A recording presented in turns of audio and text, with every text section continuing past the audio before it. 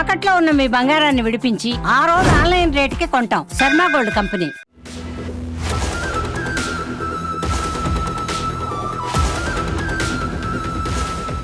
Yes, దేశంలోనే ఒక సంచలనంగా మారినటువంటి ధర్మస్థల శవాలకు సంబంధించినటువంటి వ్యవహారం. అంటే 100కు పైగా మృతదేహాలను తాను పాతిపెట్టానంటూ ఒక పారిశుద్ధ్య కార్మికుడు నేరుగా వచ్చి పోలీసులకు కంప్లైంట్ ఇవ్వడం, ఆ తర్వాత వెంటనే ప్రభుత్వం కూడా స్పందించి ఒక సిట్టును కూడా ఏర్పాటు చేయడం. ప్రస్తుతం అయితే తవ్వకాలు జరుగుతున్నటువంటి ధర్మస్థలలోని నేత్రావతి వద్ద సుమన్ టీవీ ఉంది. ప్రత్యేకంగా మనం హైదరాబాద్ నుంచి ఇక్కడికి రావడం జరిగింది.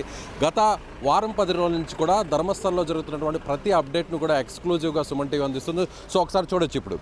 ఇప్పుడు ఇవాళ 7వ ఏదైతే ప్రాంతం ఉందో 7వ ప్రాంతం, 8వ ప్రాంతం, 9, సో ఈ 3 ప్రాంతాల్లో తవ్వకాలు జరుపుతున్నారు. నిన్నటి వరకు కూడా 6వ ప్రాంతం వరకు కూడా, అంటే 1 నుంచి 6 వరకు కూడా ఈ 3 రోజుల పాటు తవ్వకాలు జరిపారు. ఇవాళ 4వ రోజు చూడొచ్చు. మనం ఎక్స్క్లూజివ్గా మనకు కనిపిస్తుంది. అక్కడ చూడొచ్చు ఒక ఎస్కవేటర్, అంటే ఒక మినీ జేసీబీ లాంటిది నేరుగా ఆ ప్రాంతానికి తీసుకెళ్తున్నారు. కొంతమంది పలుగు పారలతో. సో ముందు ఒక టీం వెళ్తోంది.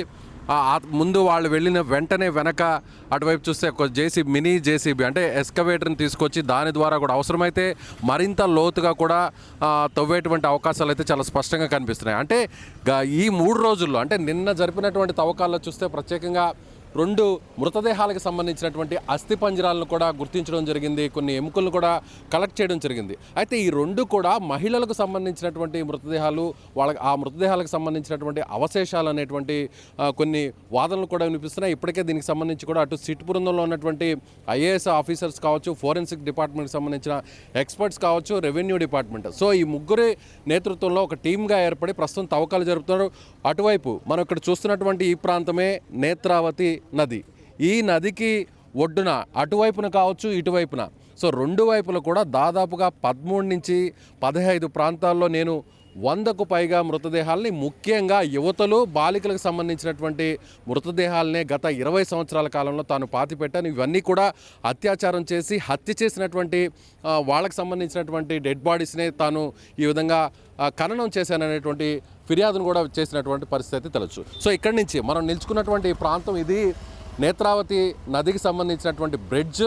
ఈ బ్రిడ్జ్ మీద నుంచే నేరుగా మ్యాంగ్లూరు నుంచి వచ్చేటువంటి వాహనాలన్నీ కూడా నేరుగా ధర్మస్థల అటువైపు చూసినట్లయితే, మీరు అటువైపు చూపిస్తే చూడొచ్చు.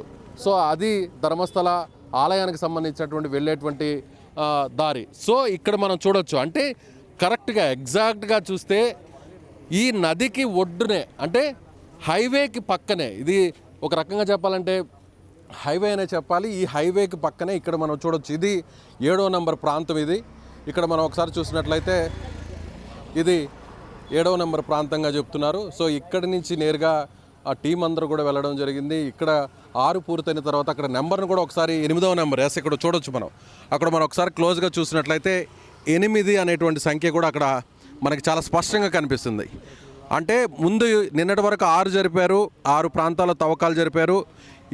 ఇప్పుడు 7 నుంచి 8, 9. 7 అంటే ఇందాక మీకు చూపించినటువంటి కొంత లోపల ప్రాంతం ఉంటుంది, అది 7వ ప్రాంతం. ఇక్కడ ప్రస్తుతం నేను నిల్చున్నటువంటి ప్రాంతం ఒకసారి చూస్తే ఇది హైవే. సో హైవేకి కేవలం కొన్ని అడుగుల దూరంలోనే, అంటే ఒక రకంగా చెప్పాలంటే ఇది ఈ నేషనల్ హైవేకి సంబంధించి, అంటే ఈ హైవేకి సంబంధించి కూడా ఈ నదికి ఒడ్డున ఉన్నటువంటి 8వ నెంబర్ లొకేషన్, ఈ 8 నెంబర్ లొకేషన్ చూస్తే కేవలం ఒక 20 అడుగుల దూరం మాత్రమే ఉంది. సో ఇక్కడి నుంచి మనం చూస్తుంటే నాకు కంటికి చాలా స్పష్టంగా కనిపిస్తుంది. అంటే అక్కడ మార్కింగ్ చేశారు కొంత, అక్కడంతా కూడా చుట్టూ అక్కడ రోప్స్ కూడా పోలీసు అంతా కూడా అక్కడ కొంత ఫెన్సింగ్ కూడా వేసినటువంటి పరిస్థితి అక్కడ చాలా స్పష్టంగా కనిపిస్తుంది. సో మొదట 7వ నెంబర్కి సంబంధించినటువంటి లొకేషన్లో ఇప్పుడు తవ్వకాలు జరపబోతున్నారు 4వ రోజున. ఆ తర్వాత 7వ నెంబర్ లొకేషన్ పూర్తయిన తర్వాత 8వ నెంబర్కి రాబోతున్నారు.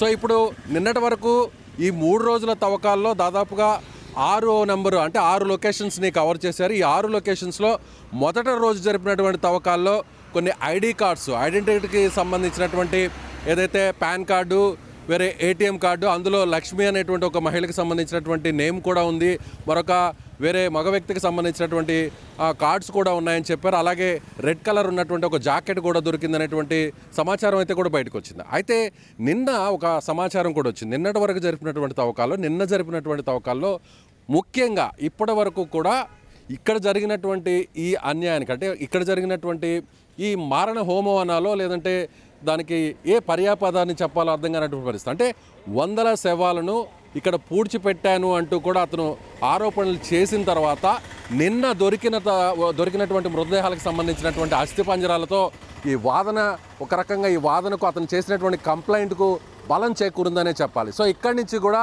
చాలా సీరియస్గా సిట్టు దర్యాప్తుని వేగవంతం చేయబోతుంది. ఇక్కడి నుంచి కూడా మొత్తం అంతా కూడా అన్ని ప్రభుత్వం కూడా ముఖ్యంగా చాలా కీలకంగా తీసింది. దేశాన్నంతా కూడా ఈ ఉదంతం ఒక రకంగా ప్రకంపనలు సృష్టిస్తుందనే చెప్పాలి. ఇవాళ జరిపేటువంటి తవ్వకాల్లో సో ఏదైనా అవశేషాలు, సో ఏదైనా స్కెల్టన్స్ కానీ లేదంటే ఏదైనా స్కల్స్ కానీ దొరికేటువంటి అవకాశం ఉందా, కొన్ని బోన్స్ ఏమైనా కలెక్ట్ చేసుకునేటువంటి అవకాశం ఉందా చూడాల్సినటువంటి పరిస్థితి. ఇంకా కూడా 6 లొకేషన్స్లో తవ్వకాలను పూర్తి చేశారు.